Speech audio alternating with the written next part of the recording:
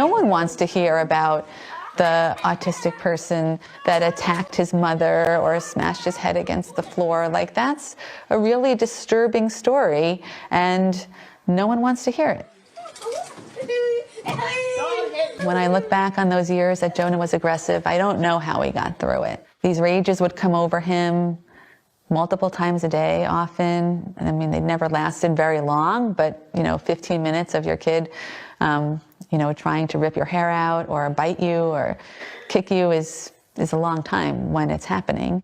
Those of us who live with autism, in its more severe forms, we don't think of it as a gift. It's incredibly disabling. You want some help?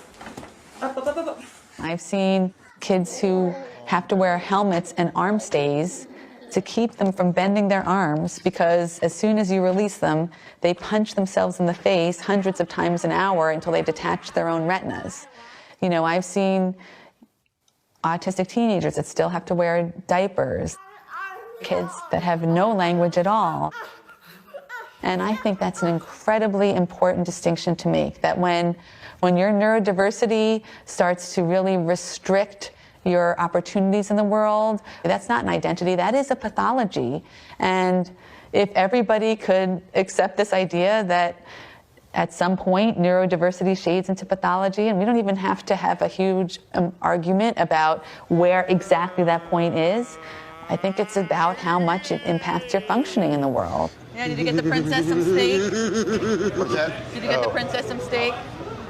I would love not to have to talk about Jonah's previous aggression. I would love not to have to talk about his cognitive impairments. Oh, sorry, excuse us.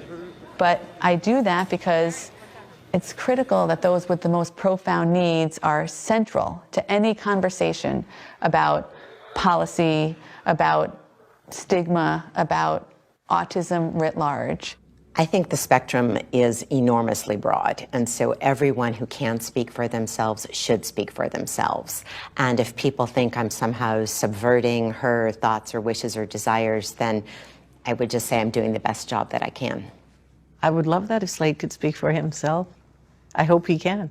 But until he does, I am definitely his protector and his facilitator to help him navigate life.